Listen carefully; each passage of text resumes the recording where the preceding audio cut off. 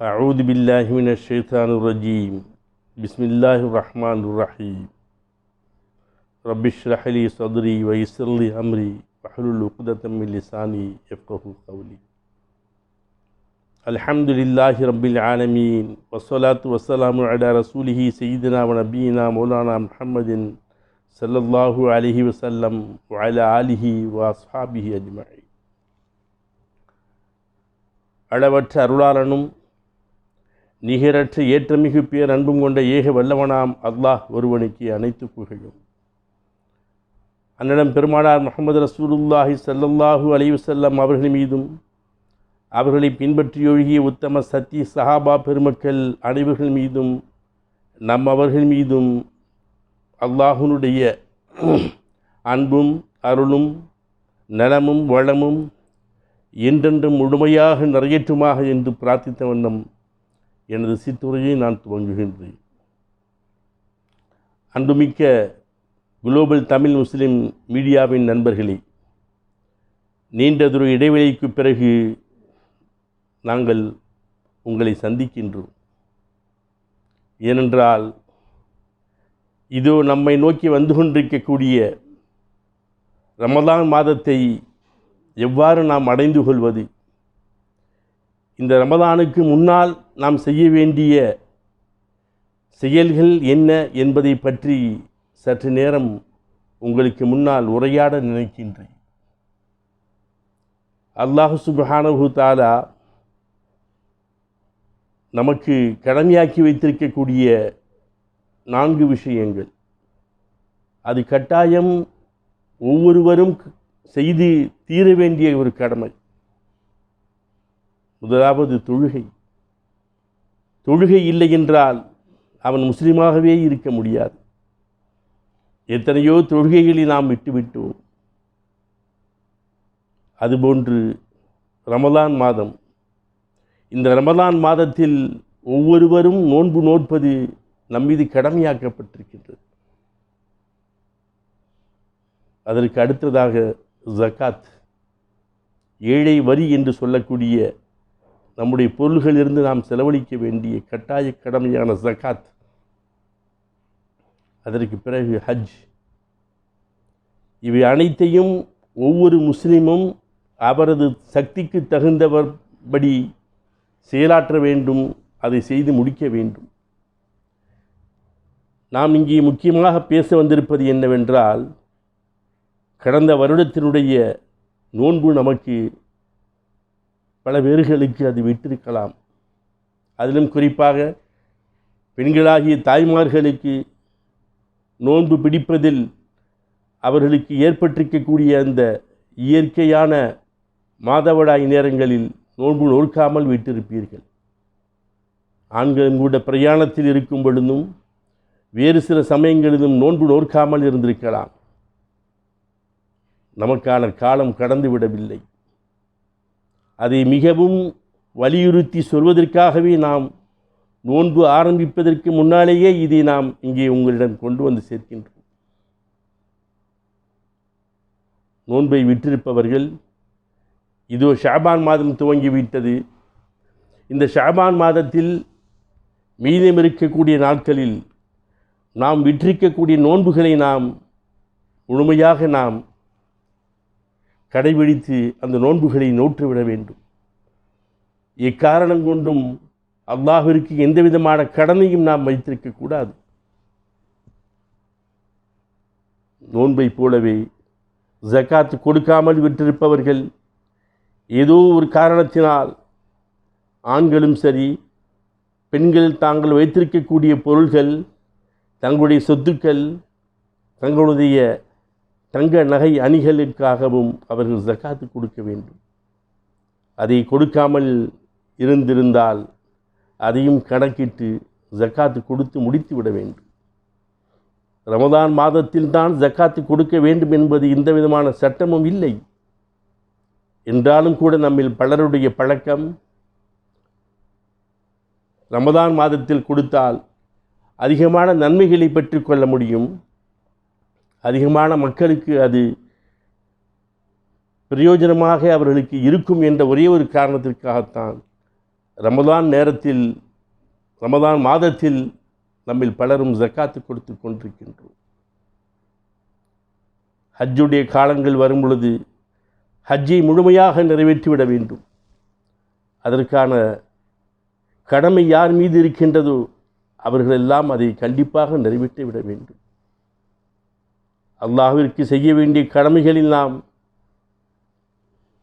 பாக்கி வைத்திருக்கக்கூடாது, மீதம் இருக்கக்கூடாது. நம்மோடு இருந்த எத்தனையோ நபர்கள், நம்முடைய உறவுகள், நமக்கு தெரிந்தவர்கள், தெரியாதவர்கள், கடந்த வருடத்தின் நோன்பை விட்டிருப்பவர்கள் அல்லது பிடித்திருப்பவர்கள் இந்த வருடமும் நம்மோடு இருப்பார்களா, நாமும் இந்த வருடம் நோன்பு நோற்போமா என்பது நமக்கு தெரியாது. அல்லாஹ் ஒருவன் அறிந்த ரகசியம். ஆகவே இந்த ரமதான் மாதம் துவங்குவதற்கு முன்னாலேயே நம்முடைய கடமைகளை நாம் நிறைவேற்றி வரக்கூடிய இந்த ரமதான் மாதத்தை மிக இனிமையாக, மிக சிறப்பாக, முழுமையான ஆரோக்கியத்தோடு நாம் அதை வரவேற்பதற்கு தயாராக இருக்க வேண்டும். ரமதான் மாதத்தை எவ்வாறு நாம் கழிக்க வேண்டும், எப்படிப்பட்ட செயல்களில் நாம் ஈடுபட வேண்டும் என்பதை இப்பொழுதே நாம் தயார் செய்து வைத்துக் கொள்ள வேண்டும். தொழுகைகளில் விட்டுவிடாமல் தொழுதுவிட வேண்டும். தொழுகைக்கு கலா இருக்கின்றதா இல்லையா என்பது ஒரு சாராரின் கருத்து இல்லை என்பது, இன்னொரு ஃபுக்கஹாக்கள் உலமாக்களுடைய கருத்து அதற்கும் கலா இருக்கின்றது என்பதுதான். இது சில காரணங்களினால் நாம் தொழுகையை விட்டிருந்தாலும் கூட அதற்கு பதிலாக நாம் தொழக்கூடிய மற்ற தொழுகைகளோடு சேர்த்து நாம் தொழுதுவிட வேண்டும். சுன்னத்தான தொழுகைகள், நஃபிலான தொழுகைகள் என்று எத்தனையோ தொழுகைகள் இருக்கின்றன. அவைகளை அதிகப்படியாக நாம் செய்துவிட வேண்டும். இன்னல் ஹசனாத்த யுதுஹிபுன ஸய்யிஆத், நன்மைகளெல்லாம், நற்செயல்களெல்லாம் தீமையானவைகளை அது விலக்கிவிடும் என்பது குர்ஆனுடைய வார்த்தை, அல்லாஹ்வுடைய சொல். ஆகவே நாம் எதை செய்தாலும் அது நன்மையான காரியமாக இருக்கும் பொழுது, நன்மையாக செயலாக இருக்கும் பொழுது நாம் செய்த பாவங்களை அது அழித்துவிடும். அதே நேரத்தில் நாம் செய்யக்கூடிய செயல்கள் அது தூய்மையானதாக இருக்க வேண்டும். வரக்கூடிய ரமதானில் நாம் கொடுக்கக்கூடிய ஒரு வெள்ளி சதக்காவாக இருந்தாலும் சரி, நாம் பிடிக்கக்கூடிய ஒரு நோன்பாக இருந்தாலும் சரி, அது நாம் தொழக்கூடிய தொழுகையாக இருந்தாலும் சரி, அல்லாஹ்விற்காக களப்பற்ற மனதோடு நாம் செய்ய வேண்டும். அல்லாஹ் அருள்மறையில் கூறுவான், இன்னா அன்சல்னா இலைக்கில் கிதாப பில் ஹக்கி ஃபஅபுதுல்லாஹ முஹ்லிஸீன லஹுத்தீன். நபியே, நிச்சயமாக நாமே உண்மையை கொண்டு இந்த வேதத்தை உங்களுக்கு நாங்கள் இறக்கி வைத்திருக்கின்றோம். ஆகவே நீர் முற்றிலும் இந்த மார்க்கத்தை, நீங்கள் செய்யக்கூடிய வணக்கங்களை அவனுக்காக நீங்கள் களப்பற்றதாக ஆக்கி வைத்து நீங்கள் வழங்குவீர்களாக என்று அல்லாஹ் வலியுறுத்துகின்றான். சாதாரணமாக ஒரு கடைக்கு செல்கின்றோம், ஒரு பொருளை வாங்குவதற்காக நாம் எத்தனை ஆராய்ச்சிகள் செய்கின்றோம். இதில் ஏதேனும் கலப்படம் இருக்கின்றதா, இது தூய்மையான நல்ல பொருளாக இருக்கின்றதா, இதில் உடைந்து விடாமல் இருக்கின்றதா, வீணாகி போய்விடாமல் இருக்கின்றதா, அழுகி விடாமல் இருக்கின்றதா, பூச்சி கடித்திருக்கின்றதா என்றதெல்லாம் நாம் தேடி தேடி பார்த்து பார்த்து வாங்குகின்றோம் அல்லவா. இது இந்த உலக வாழ்க்கைக்காக நாம் செய்யக்கூடிய செயல்கள். இதில் தவறு இல்லை. 5 வெள்ளி கூடுதல் கொடுத்தாலும் அந்த பொருள் சுத்தமானதாக நன்றாக இருக்க வேண்டும் என்று நாம் எவ்வாறு நாம் விரும்புகின்றோமோ அதே போன்று நம்முடைய செயல்கள், நம்முடைய வணக்கங்கள் அது தூய்மையாக இருக்க வேண்டும் என்று அல்லாஹ் விரும்புகின்றான். குலில்லாஹ ஃபஅபுது முஹ்லிஸீன லஹுத்தீன். முற்றிலும் என் மார்க்கத்தை, என்னுடைய வணக்கத்தை அவனுக்கே களப்பற்றதாக நான் ஆக்கியவனாக அல்லாஹ்வே வணங்குகின்றேன் என்று நபியை நீங்கள் சொல்லுங்கள் என்று அல்லாஹ் ரசூலுல்லாஹ் ஸல்லல்லாஹு அலைஹி வஸல்லம் அவர்களுக்கு அறிவுறுத்தி கூறுகின்றான். ஃபதுல்லாஹ முஹ்லிஸீன லஹுத்தீன வலு கரிகள் காஃபிரு, அல்லாஹ்வை ஏற்றுக்கொள்ளாதவர்கள் அவனை மறுத்தாலும் கூட இந்த மார்க்கம் முற்றிலும் உங்களுடைய வணக்கத்தை அவனுக்காகவே நீங்கள் தூய்மையான களப்பற்றதாக நீங்கள் ஆக்கி வையுங்கள் என்று அல்லாஹ் சொல்கின்றான். அந்த களப்பற்ற தூய்மையான அல்லாஹ்வை நீங்கள் அழையுங்கள், அவனிடமே உங்களது கோரிக்கைகளை வையுங்கள். வமா உமிரு இல்லா லியஅ்புதுல்லாஹ முக்லிஸீன லஹுத்தீன ஹுனஃபாஹ வஅகீமு ஸலாத்த வஆத்து ஸகாத்த வதாலிக தீனுல் கய்யிமா என்று அல்லாஹ் சொல்கின்றான். அல்லாஹ்வை அவனுக்காகவே வணக்கத்தை நீங்கள் களப்பற்றதாக நீங்கள் ஆக்கியவர்களாக, அனைத்து தீய வழிகளை விட்டும் நீங்கள் நீங்கியவர்களாக, முழுமையாக இந்த இஸ்லாத்தின் பக்கம் சாய்ந்தவர்களாக, அல்லாஹ்வை வணங்குவதற்காகவும் தொழுகையை நிறைவேற்றுவதற்காகவும் ஜக்காத்தை கொடுப்பதற்காகவும் தவிர வேறு எதையும் அவர்கள் அதில் கட்டளையிடப்படவில்லை. மேலும் இதுதான் உண்மையான மார்க்கம் என்பதையும் அல்லாஹ் வலியுறுத்துகின்றார்.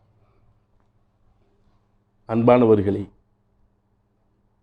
நாம் செய்யக்கூடிய எந்த செயலாக இருந்தாலும் அது தூய்மையானதாக கலப்படமற்றதாக இருக்க வேண்டும். நாம் வாங்கக்கூடிய பொருள்கள் கலப்படமற்றதாக இருக்க வேண்டும் என்று எவ்வாறு விரும்புகின்றோமோ அதை போன்று நாம் செய்யக்கூடிய செயல்களும் எந்தவிதமான கலப்படங்களும் மற்றதாக, அல்லாஹ் ஒருவனுக்காகவே இதை நான் செய்கின்றேன், அவன் பார்த்து கொண்டிருக்கின்றான், அவனோடு நான் பேசிக்கொண்டிருக்கின்றேன், நான் அவனோடு உரையாடி கொண்டிருக்கின்றேன், நோன்பு வைத்திருக்கும் பொழுதும் தொழக்கூடிய நேரத்திலும் நான் அவனோடு பேசிக்கொண்டிருக்கின்றேன், அது தூய்மையானதாக இருக்க வேண்டும், கலப்படமற்றதாக இருக்க வேண்டும் என்பதை ஒவ்வொருவரும் மனதில் நிறுத்தி வைத்துக் கொள்ள வேண்டும். ஏதோ அல்லாஹ்வுக்காக மற்றவர்கள் பார்வையை பார்ப்பதற்காக தொழுகையாளி என்று சொல்வதற்காக நோன்பு நேரத்தில் நாம் தொழச் செல்லக்கூடாது. அந்த தொழுகையை அல்லாஹ் தூக்கி வீசிவிடுவான். அது களப்பற்ற தொழுகை வணக்கம் அல்ல. பிடிக்கக்கூடிய நோன்புகளும் கூட அது அல்லாஹ்விற்காகவே இருக்க வேண்டும். மற்றவர்கள் பார்த்து இவர் நோன்பாளி என்று சொல்வதற்காக நாம் நோன்பு நோக்கக்கூடாது. இவர் நல்ல ஒரு வணக்கசாலி என்பதற்காக நாம் உம்ரா செய்யக்கூடாது, ஹஜ்ஜி செய்யக்கூடாது. எல்லாவற்றையும் களப்பற்றதாக தூய்மையானதாக நாம் ஆக்கிக்கொள்ள வேண்டும். கடன் எவ்வாறு ஒரு மனிதனுடைய கடன் அது தீர்க்கப்பட்டு விட வேண்டும் என்று அல்லாஹ் வலியுறுத்துகின்றானோ, கடனாளியாக இருக்கக்கூடியவருடைய மரணத்தில் கடைசி நேரத்தில் அவருக்காக தொழுகை வைப்பதற்கு கூட மறுத்த நபிகள் நாயகம் ஸல்லல்லாஹு அலைஹி வஸல்லம் அவர்கள், ஒரு தோழர் வந்து சொல்கின்றார், எனது தாயார் நோன்பு நேரத்தில் உடல்நலம் சரியில்லாமல் இருந்து இறந்து விட்டார்கள், அவர்கள் நோன்பு வைக்க வேண்டுமே என்று சொன்ன பொழுது, அது ஒரு கடன், அதை நீ தீர்த்து விடு என்று பெருமானார் ஸல்லல்லாஹு அலைஹி வஸல்லம் சொன்னார். இன்னொரு பெண்மணி சொன்னார்கள், ஹஜ்ஜி கடமையான நிலையிலே எனது தாயார் இறந்து விட்டார்கள், நான் என்ன செய்ய வேண்டும் என்று கேட்ட பொழுது, அல்லாஹ்விற்கு கொடுக்கக்கூடிய கடன் அது நிச்சயமாக முழுமையாக தீர்க்கப்பட வேண்டிய கடன் என்று பெருமானார் ஸல்லல்லாஹு அலைஹி வஸல்லம் சொன்னார். இது அல்லாஹ் நமக்கு நிர்ணயித்த நம்மீது கடமையாக்கிய கட்டாயமான செயல்கள். இவை நிச்சயம் நமது மரணத்திற்கு முன்னால் நாம் நிறைவேற்றியே தீர வேண்டும். கடந்த காலத்தில் விடுபட்ட நோன்புகளை கணக்கிட்டு நோன்புகளை நோட்டு விடுங்கள். கொடுக்கக்கூடிய ஜக்காத்துகளை கொடுத்து முடித்து விடுங்கள். ஹஜ்ஜி செய்யக்கூடிய கடமை இருந்து இறந்துவிட்டால் ஹஜ்ஜை அதற்கு பதிலாக நீங்கள் நிறைவேற்றுங்கள். இதுதான் இஸ்லாம் நமக்கு கற்றுத்தரக்கூடிய பாடம். இன்னும் சில தினங்களே இருக்கின்றன. ரமதான் நம்மை நோக்கி விரைவாக வந்து கொண்டிருக்கின்றது. அத்தனை நோன்புகளையும் அத்தனை வக்து தொழுகைகளையும் தராவிஹ் உள்பட தஹஜ்ஜுத் தொழுகை உள்பட அத்தனையும் நாம் தொழுவிட வேண்டும் என்ற சபதம் இப்பொழுதே நாம் எடுத்துக்கொள்ள வேண்டும். எந்த தொழுகையும் நான் விடமாட்டேன், எந்த நோன்பையும் நான் விடமாட்டேன், என்னால் என்ற சதகாவை நான் கொடுப்பேன், ஏழைகளுக்கு என்னுடைய ஜக்காத்தை நான் கணக்கிட்டு கொடுப்பேன் என்று நாம் ஒவ்வொருவரும் தீர்மானம் எடுத்துக்கொண்டு இந்த வரக்கூடிய நாட்களை நாம் எதிர்பார்த்து காத்திருக்க வேண்டும். இறைவா, பெருமானார் ஸல்லல்லாஹு அலைஹி வஸல்லம் அவர்கள் கேட்ட துஆவை போல ஒவ்வொரு தொழுகையிலும் நாம் துஆ கேட்க வேண்டும்.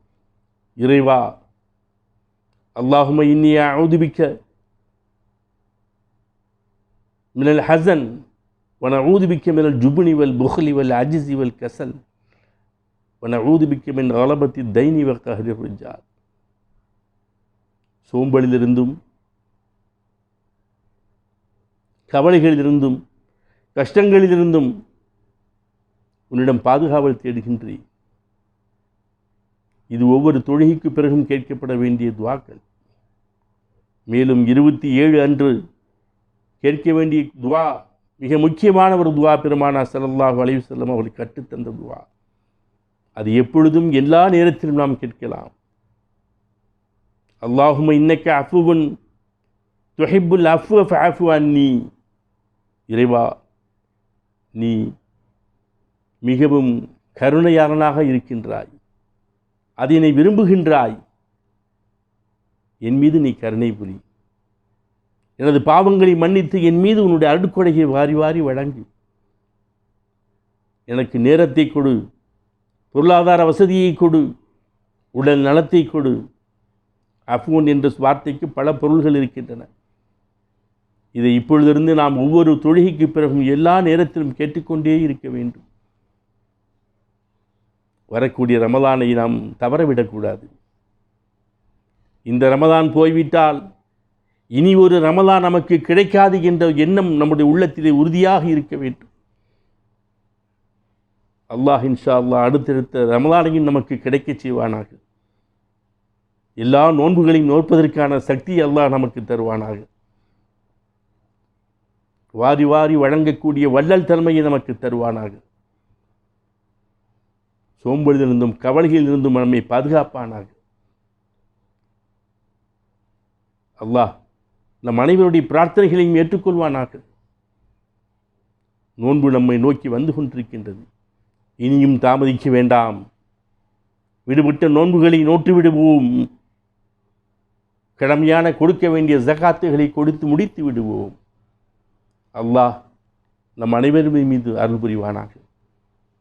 இன்ஷா அல்லாஹ் முடிந்தால் இயன்றவரை ஒவ்வொரு நாளும் ரமலான் மாதத்தில் உங்களை நாங்கள் சந்திக்க காத்திருக்கின்றோம்.